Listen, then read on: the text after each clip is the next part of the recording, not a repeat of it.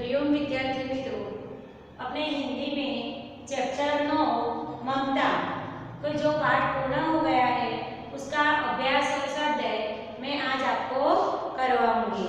तो यहाँ पे पेज नंबर 62 यानी कि बराबर पेज पे 62 पेज पे अभ्यास दिया हुआ है। जो यहाँ पे पहला प्रश्न है, प्रसाद जी ने ईंटों के ढेर में बिखरी हुई भारतीय शिल्प की विभूति किसे कहा है। कौन सा प्रश्न है, फिर से एक बार रिपीट करती हूँ विद्यार्थी मित्रों। आप लोग आपकी नोटबुक में मैं जैसे बोलूँ वैसे लिखते जाना, ठीक है। तो यहाँ पे पहला प्रश्न है, प्रसाद जी ने ईंटों के ढेर में बिखरी हुई भारतीय शिल्प की विभूति किसे कहा है। तो काशी के उत्तर में धर्मचक्र विहार था। क्या था? काशी के उत्तर में धर्मचक्र विहार था। उसे मौर्य और गुप्त सम्राटों ने बनवाया था। वह उनकी कीर्ति का प्रतीक था, लेकिन अब वह खंडहर हो चुका था। उस भवन के शिखर खंडित हो चुके थे और अब वहाँ घास और झाड़ियाँ उग आई थी। फिर भी उन टूटी हुई दीवारों और ईंटों से भारतीय शिल्पकला की भव्य झलक देखी जा सकती थी। इसे ही प्रसाद जी ने ईंटों का ढेर में बिखरी हुई भारतीय शिल्प की विभूति कहा है। उसके बाद दूसरा प्रश्न है, चूड़ामणि विपद के लिए क्या आयोजन करना चाहते थे। दूसरा प्रश्न है, चूड़ामणि विपद के लिए क्या आयोजन करना चाहते थे। तो चूड़ामणि समझ गए थे कि रोहतास दुर्ग का पतन बहुत करीब है। रोहतास दुर्ग का पतन बहुत करीब है, इसीलिए उनका मंत्रित्व जल्दी ही समाप्त होने वाला है। विपत्ति के उन दिनों के लिए ही उन्होंने शेरशाह से उत्कोच के रूप में एक गाड़ी स्वर्ण राशि स्वीकार की थी। इसी राशि से वे अपनी विधवा पुत्री ममता का भविष्य सुरक्षित करना चाहते थे। भावो विपद के लिए यही उनका आयोजन था। चूड़ामणि ने ममता को मूर्ख क्यों कहा है। तो चूड़ामणि ने बेटी ममता के भविष्य को सुरक्षित करने के लिए शेरशाह से उत्कोच में पड़ी स्वर्ण राशि ली थी। ममता की दृष्टि में मलेच्छ से उत्कोच लेना अनीति और अधर्म था। उस स्वर्ण राशि में उसे अनर्थ ही अनर्थ दिखाई देता था।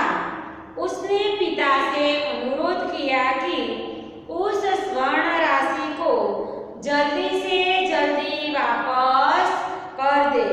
पुत्र की यही नादानी और अव्यवहारिकता देखकर चूड़ामणि ने उसे क्या कहा, मूर्ख कहा। उसके बाद चौथा प्रश्न है,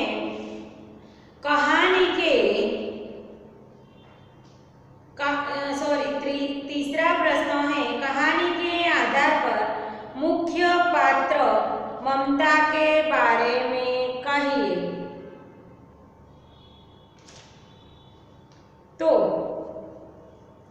ममता एक विधवा ब्राह्मण युवती थी। कौन थी? ममता एक विद्वान ब्राह्मण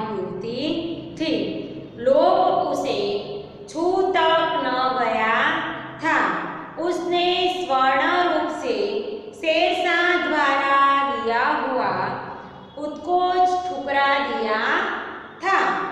उसे ईश्वर धर्म और हिंदू जाति पर पूरा भरोसा था। ईश्वर की इच्छा से विरुद्ध व्यवहार करना उसे पसंद नहीं था। वह गीता का पाठ करती थी। अतिथि को आश्रय देना वह अपना धर्म समझती थी। उसके उज्जवल चरित्र और स्नेहपूर्ण व्यवहार के कारण वह आसपास के गांवों की स्त्रियों में लोकप्रिय बन गई थी। कहानी के अंतिम वाक्य को हटाकर कहानी का अंत अपने अनुसार कहिए तो वहाँ एक अष्टकोण मंदिर बना और उस पर शिलालेख लगाया गया। यह वह स्थान है जहाँ किसी समय ममता नामक एक दयालु स्त्री की झोपड़ी थी। विपत्ति के समय उस महिला ने सहसा हुमायूं को एक रात उस झोपड़ी में आश्रय दिया था। हुमायूं के पुत्र अकबर ने अपने पिता का आश्रय देने वाली दया की उस देवी ममता की स्मृति में यह मंदिर बनवाया था। उसके आगे स्वाध्याय है। ममता को प्रत्येक लड़ने वाले सैनिक से नफरत क्यों थी? तो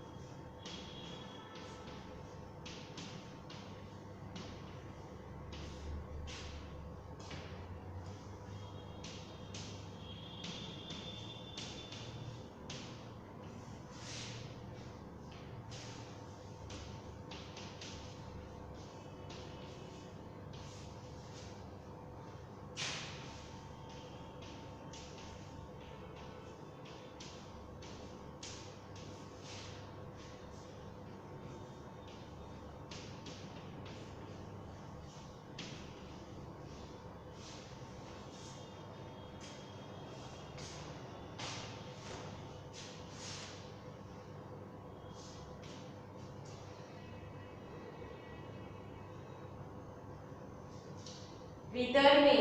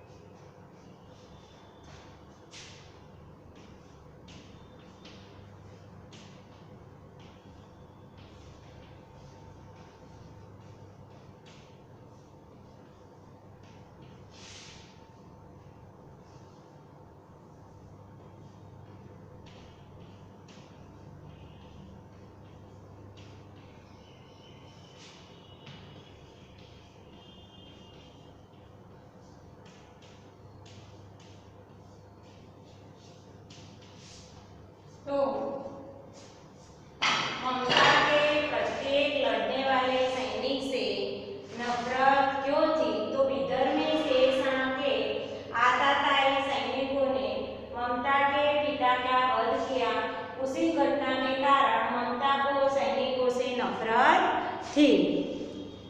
उसी से दूसरा प्रश्न है कि ममता की झोपड़ी में आश्रय मांगने कौन आया था? तो ममता के झोपड़ी में आश्रय लेने कौन आया था? तो चौसा युद्ध में शेरशाह से विपन्न होकर शाहजहां हुमायूं आश्रय मांगने के लिए ममता की झोपड़ी में आया था।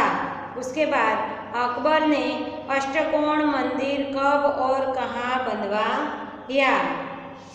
अकबर ने अष्टकोण मंदिर कब और कहाँ बनवाया? तो अकबर ने अष्टकोण मंदिर कब और कहाँ बनवाया? तो ममता ने थके हारे और भयभीत हुमायूं को रात में अपनी झोपड़ी में आश्रय दिया था। उसकी उदारता के कारण ही हुमायूं ने प्राण की रक्षा की थी। वहाँ से लौटते समय हुमायूं ने अपने साथी मिर्जा को उस विधवा की झोपड़ी के स्थान पर नया घर बनवाने का आदेश दिया था। बरसों बाद जब हुमायूं का पुत्र अकबर बादशाह बना तो उसे उस घटना का पता चला। उसने सोचा कि जिस जगह उसके पिता के प्राणों की रक्षा हुई थी वहाँ एक स्मारक बनाना चाहिए। इसी प्रकार पिता की याद में ममता की झोपड़ी की जगह अकबर ने 47 वर्षों के बाद अष्टकोण मंदिर बनवाया था। उसके आगे घोड़े पर सवार होते हुए पथिक ने मिर्जा से क्या कहा? घोड़े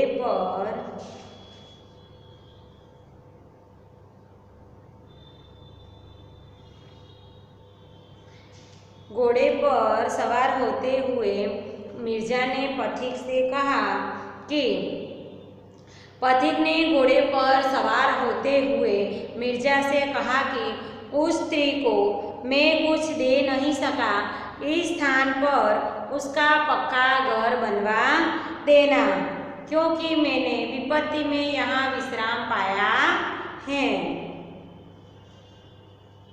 किस बात से पता चलता है कि ममता सबसे सुख दुख की सहभागिनी है? किस बात से पता चलता है कि ममता सुख दुख की भागिनी है?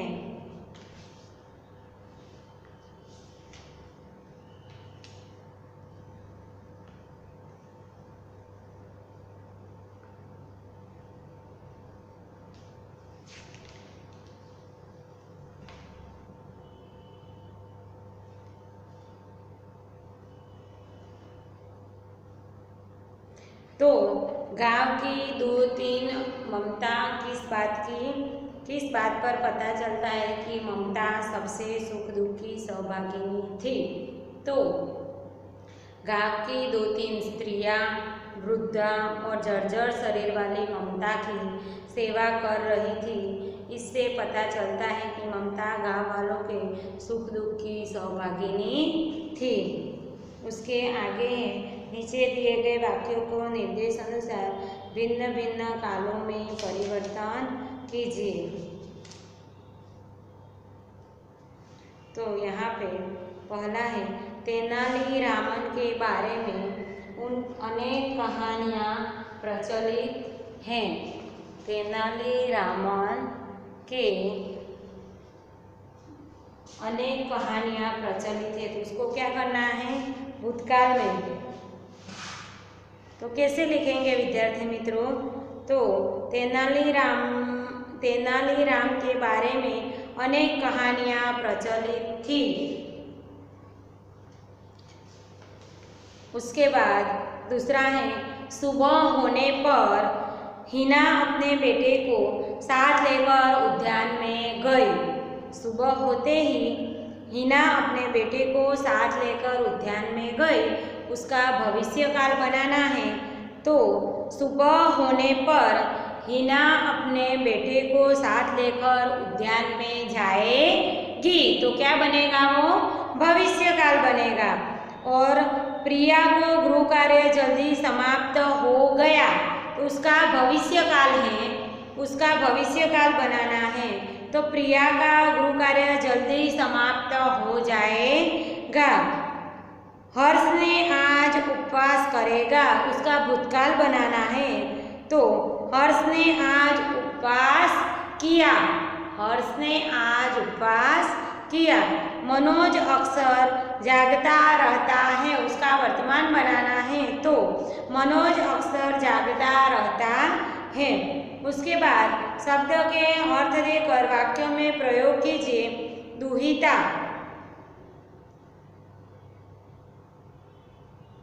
दुहिता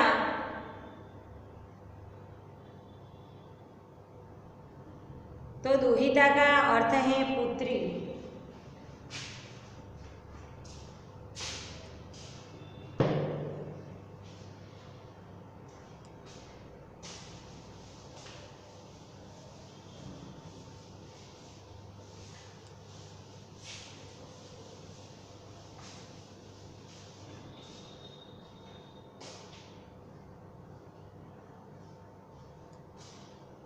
कौन सा प्रश्न है?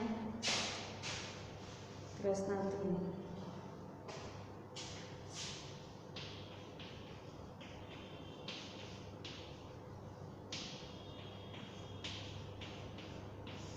दुहिता का अर्थ क्या होता है विद्यार्थी मित्रों? पुत्री। उसका वाक्य बनाना है। तो राजा जनक की सीता दुहिता थी।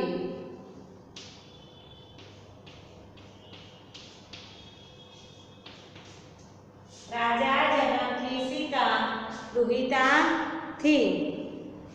वेदना,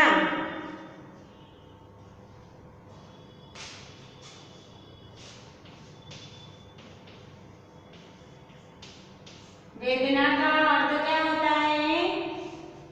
पीड़ा, कष्ट। वेदना, पीड़ा, कष्ट, दर्द। उसका वाक्य बनाना हो तो औषधि से मेरी वेदना दूर हो गई।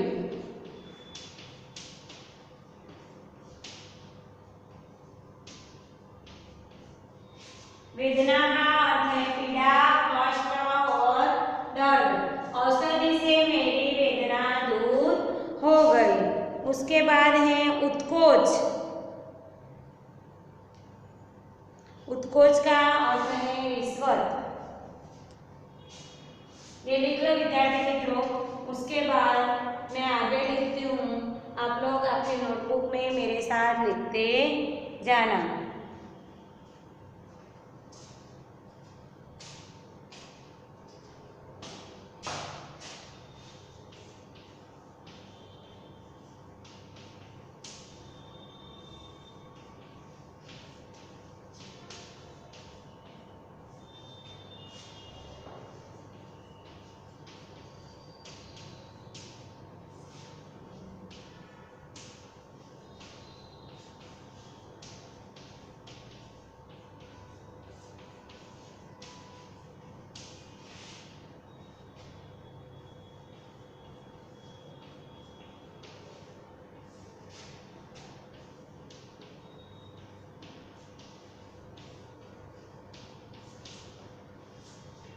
उत्कोच नहीं लिया।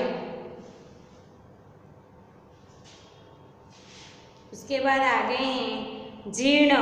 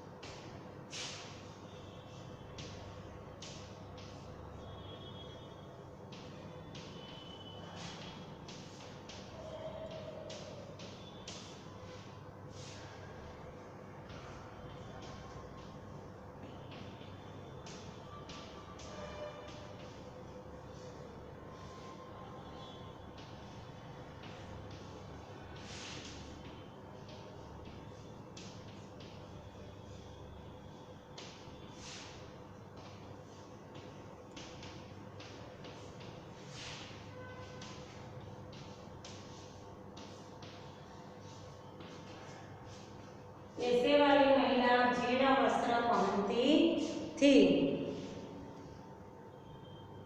आतताई,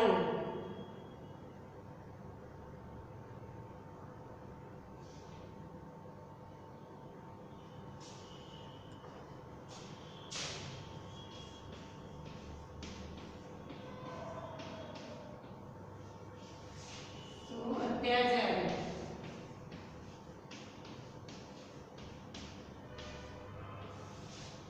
आतताई का अर्थ है अत्याचारी।